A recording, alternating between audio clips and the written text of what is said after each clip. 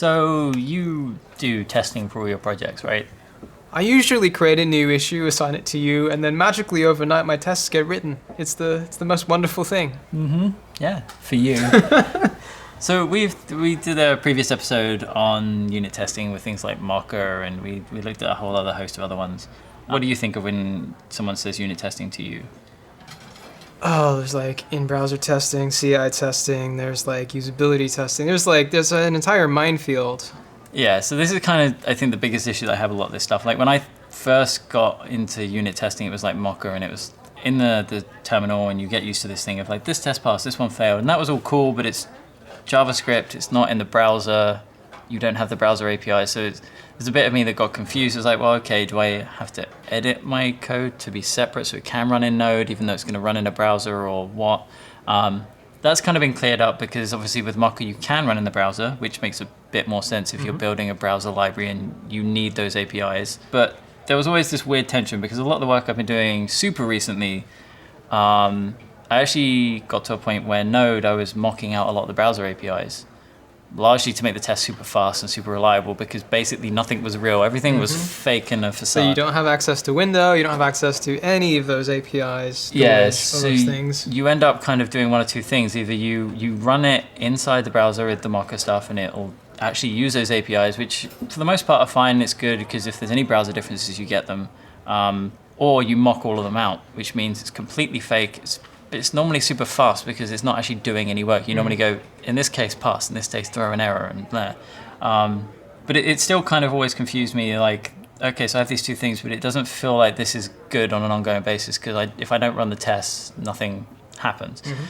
So that's when we get into the Selenium world, and it gets super interesting / weird depending on how you do it. So for anyone who doesn't know, Selenium WebDriver is a way of launching a browser and controlling it. Is the most generic way of putting it.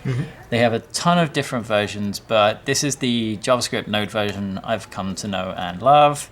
Let's look at super basic bare bones Selenium script.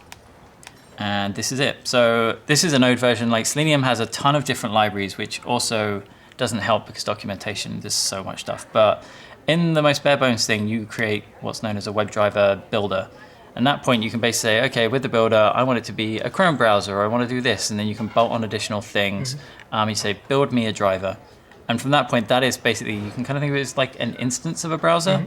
So that's what we got here. At that point, you can just start using it. So if we call get, in this case, I'm going to launch my Mocha test, because we want to automate all of that stuff. We don't want to worry about it. And then we are going to say, wait until something happens. This case, we're going to say, wait until Mocha results becomes a thing on the actual thing inside the window, and then get the Mocha results and do something useful for them. So this is like a really basic kind of Selenium thing, but it's already super helpful. So if we go and run this, I'm just going to run it with Node, test Selenium. You're just going to nod along while I'm just talking to myself. Nod along, assume you know what you're doing. Yeah. That's the safest way of doing it. So all it's doing, and you can kind of see it, is Chrome pops off and then it closes. And you briefly see the Mocha test running. This is super basic, but it's super nice because it means that you could put this, like, because it's just a Node script, you can put it in npm run, or you could add it to Travis, you can do whatever you want. It's super nice and clean. The problem that I always had with this approach is it gets super manual really quick when you're on like Chrome and Firefox. So I created this thing called Selenium Assistant. And its entire thing was like, just tell me what browsers are available, and then just give me all of those in a WebDriver thingy and then run it. Yeah, so it's kind of weird because you get available browsers and it can give you like stable, beta, and unstable. And we've done so much stuff with service workers and like brand new APIs that you wanted to test on all those ones because you knew breaking changes were coming in. Oh yeah, it's almost impossible to manually stay on top of testing that stuff. Yeah, so I built this thing, and that's all it does is just simplify all of those things. And in this case, I've kind of merged the two. So if we do it super raw with just Selenium Assistant, what it's going to do is we're going to get all the available browsers, open them up, go through the same steps of running Chrome, and then return it. And that's super cool because you get into this super weird world where suddenly browsers open and close, open and close, open and close, and then you see it go into Firefox, and then it's open and close, open and close. There's still one more big issue. It's almost as if you enjoy chaos. Well, it's great when it works. It's getting to that point.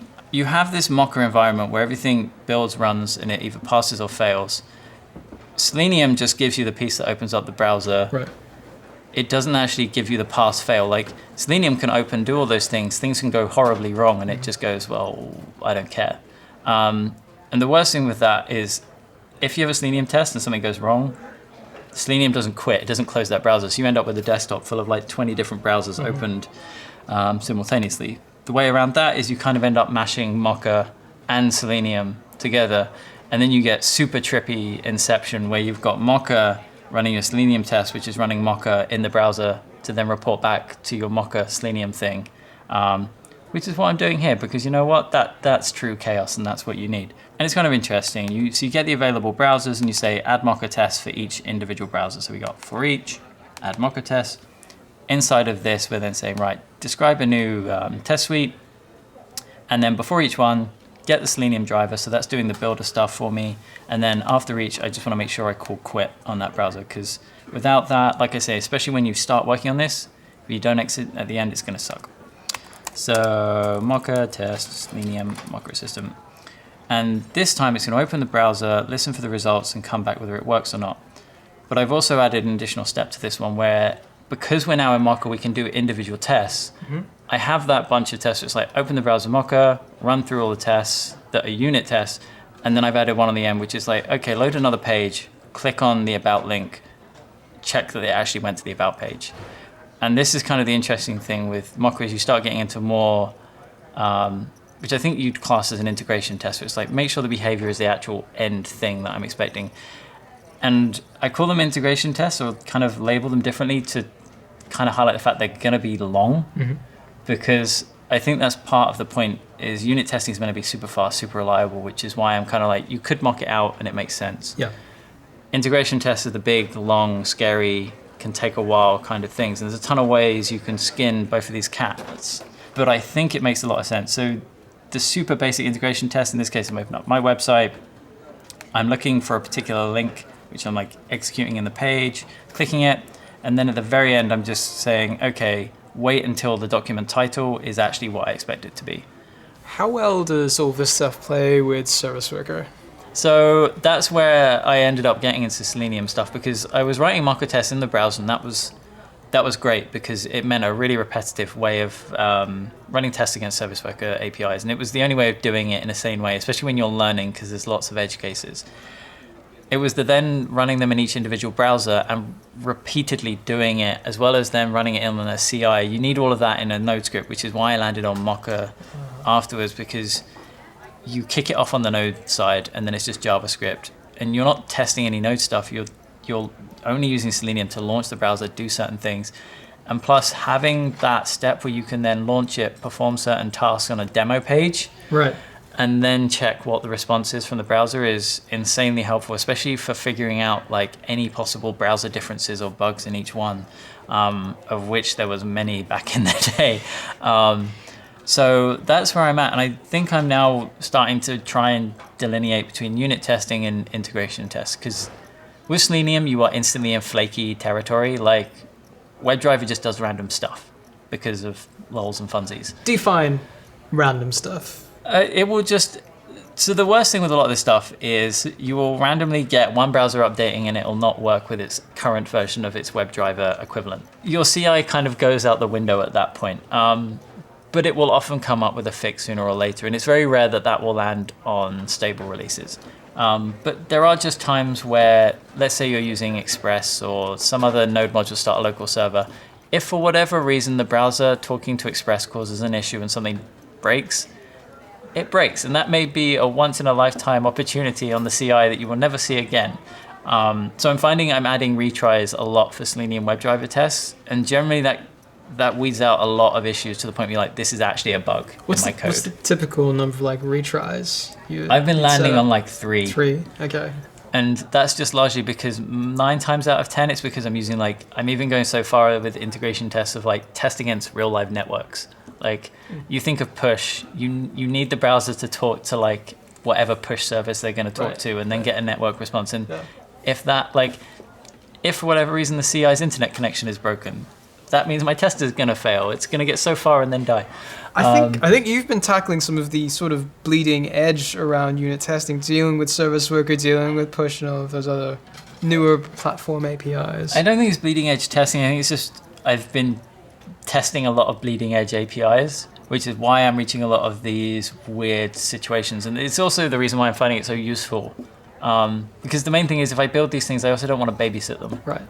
Because you just lumber me with an issue that I then don't want to have to keep on looking after. I just want you to deal with it. That's not going to happen. Yeah, I know. It's just not.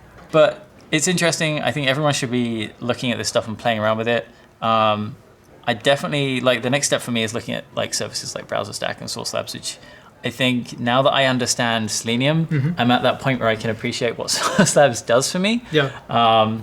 But I think that's the interesting thing is I feel like everyone who does this starts off raw Selenium, goes through the pain, realizes there's abstractions that exist and they want to use. And then they get to this point where they could do like a follow-up Totally Tooling Tips episode on that topic. Boom.